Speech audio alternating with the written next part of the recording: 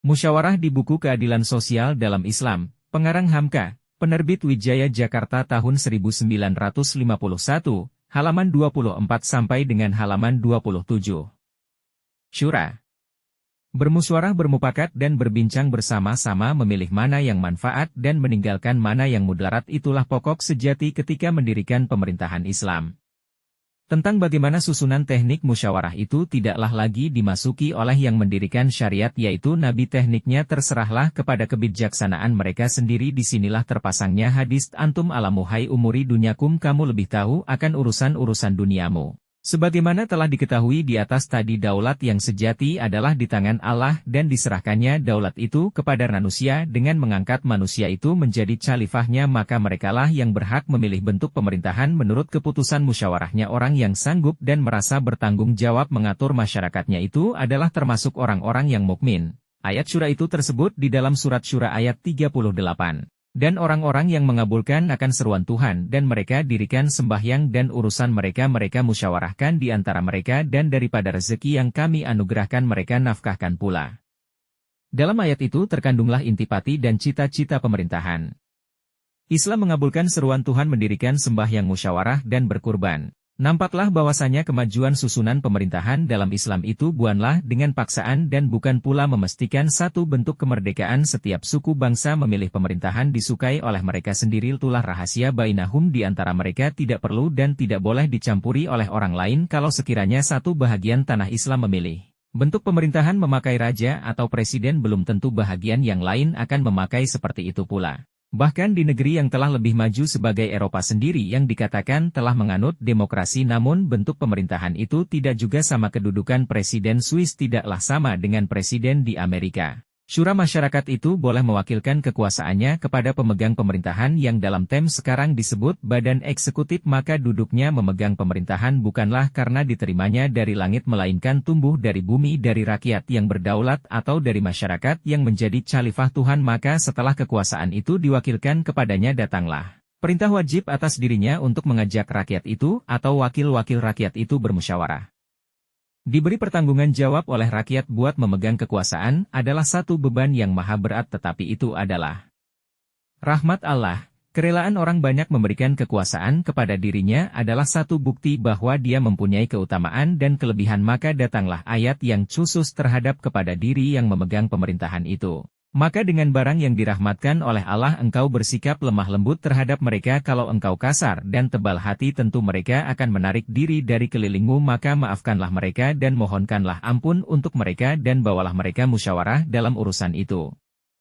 Apabila engkau telah mendapat kepastian, hendaklah bertawakal kepada Allah, sesungguhnya Allah menyukai orang yang bertawakal. Ali Imran ayat 159. Dalam ayat ini diteropong nian akan jiwa manusia yang diberi tanggung jawab orang banyak. Jika kita baca dengan seksama, bertambahlah iman kita bahwa sungguh-sungguh Quran itu wahyu Tuhan. Diketahuinya nian kelemahan-kelemahan jiwa manusia yang kerap kali salah memakai kekuasaan yang diberikan orang banyak ke dalam tangannya, disangkanya hak dirinya sendiri, lalu dia herkesat hati, berkasar sikap dan zalim. Supaya naik, dia banyak janji, setelah naik dia iupa janji, kian sehari kian nyata kelemahan jiwanya sehingga dia tidak dapat mengendalikan dirinya lagi. Lalu dia mengambil sifat-sifat yang bukan semestinya menjadi sifatnya rakyat, diambilnya menjadi jembatan untuk kekuasaan dan kemegahan dirinya sendiri. Kian lama rakyat pun menjauhkan diri daripadanya dan dia menjadi diktator sendirian, padahal manusia diktator itu adalah manusia yang lemah. Dia perlu mencari kawan, juga mencari ahli majelis yang akan memberinya nasihat.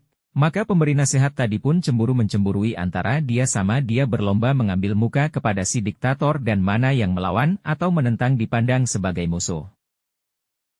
Kemajuan berpikir manusia dan pengalaman beribu tahun telah membangkitkan manusia agar berusaha memperbaiki bentuk pemerintahan kepada yang lebih sempurna, maka dalam Quran dan dalam hadis kemajuan itu tidaklah dihalangi.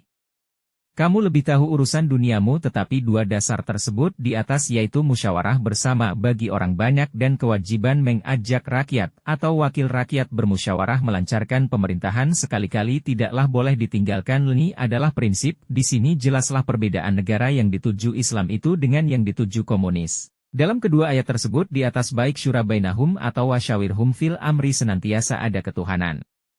Rakyat bermusyawarah sesamanya adalah karena mereka khalifah Allah mengatur dunia, pemegang kekuasaan menjalankan pemerintahan adalah rahmat Allah. Sebab dia tidaklah ada kelebihan dari orang banyak itu.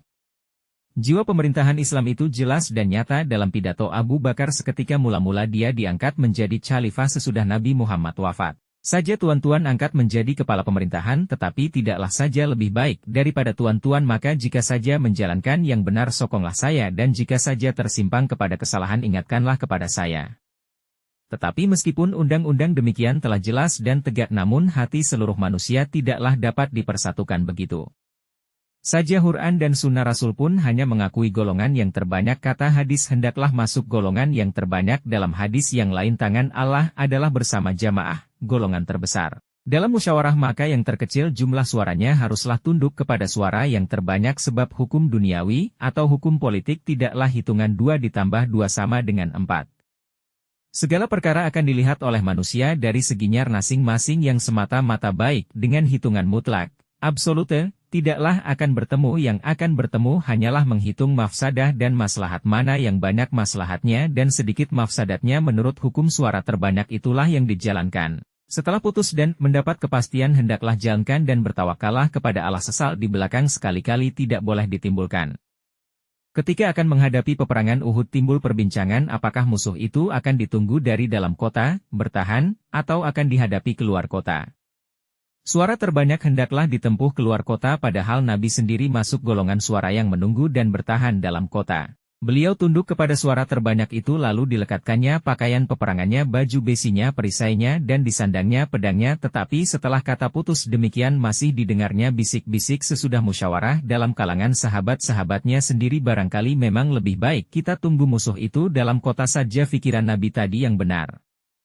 Setelah sampai berita itu kepada beliau bukan main murkanya, lalu beliau berkata, pantang bagi seorang nabi membuka kembali pakaian peperangan yang telah dilekatkannya ke badannya sebelum jelas mana yang menang di antara dia dengan musuhnya. Inilah rahasia tawakal sesudah mendapat kepastian tadi. Kebetulan perang Uhud ada perang yang membawa kekalahan di sana. Hamzah mati di sana, penjaga di atas bukit Syada melupakan disiplin sehingga Nabi sendiri hampir tewas. Maka setelah pulang dari peperangan itu tidak ada sedikit juga keluar dari mulut Nabi Muhammad penyesalan bahwa kalau sekiranya fikirannya yang dahulu diikuti tentu tidak akan kalah, melainkan kekalahan-kekalahan di Uhud itu dijadikan pelajaran, diselidiki supaya dijadikan pelajaran dalam peperangan-peperangan yang akan datang. Dan ketika orang-orang yang pulang dari peperangan itu muram cahaya mukanya dan bersedih hati, turunlah ayat, jangan merasa hina diri dan jangan berduka cita, kamu tetap paling tinggi selama LMAN ada dalam hatimu. Al-Imran 139. Dalam praktik yang berlalu di zaman Nabi atau zaman khalifah-khalifah sesudahnya, ternyata bahwa syura itu benar-benar pertukaran fikiran, dan jelas bahwa fikiran itu senantiasa tidak sama. Dalam peperangan Badar Nabi telah memilih tempat melabuhkan tentara, suatu tempat yang jauh dari telaga air. Seorang sahabat bertanya, kalau berhenti di sini bukan wahyu Tuhan ya Rasulullah? Maka saja berpendapat lebih baik kita pindah dari tempat ini ke tempat yang ada air. Kalau kita masih tetap di sini kita akan kekeringan. Maka lantaran itu mereka pun pindah. Musyawarah Abu Bakar seketika akan mengutus Usamah bin Zaid. Musyawarah Abu Bakar dan Umar seketika akan mengumpulkan Quran menjadi satu kitab. Banyak juga bantahan, tetapi yang menang adalah suara terbanyak. Demikian juga musyawarah Umar menentukan kedudukan negeri-negeri lain yang telah ditaklukkan. Apakah tanahnya dibagi-bagikan atau dibiarkan saja penduduk aslinya tinggal di situ dan dipungut saja bajaran sewa tanah itu oleh negara? Ada bantahan keras, tetapi suara terbanyak juga yang menang. Untuk menyempurnakan syura beberapa hal kita telah meneladani dari kerajaan-kerajaan yang jauh lebih maju. Di negara Indonesia kita telah menyusun pemerintahan syura itu dengan bertingkat. Kita telah melantik kepala negara dan wakil kepala negara. Dalam kepercayaan Islam kekuasaan yang didapatnya ialah dari kita rakyat, dan yang berdaulat ialah rakyat, sebab rakyat itu adalah khalifatullah di bumi. Kekuasaannya akan jatuh dari atas dari Tuhan, melainkan Tuhan memberinya izin mengepalai negara, sebab kita rakyat telah mengizinkan. Di samping itu maka kekuasaan yang tidak disukai rakyat itu sendiri sebagai kekuasaan wali-wali negara di zaman jajahan Belanda didatangkan kembali tidaklah sah. Sebab rakyat tidak rela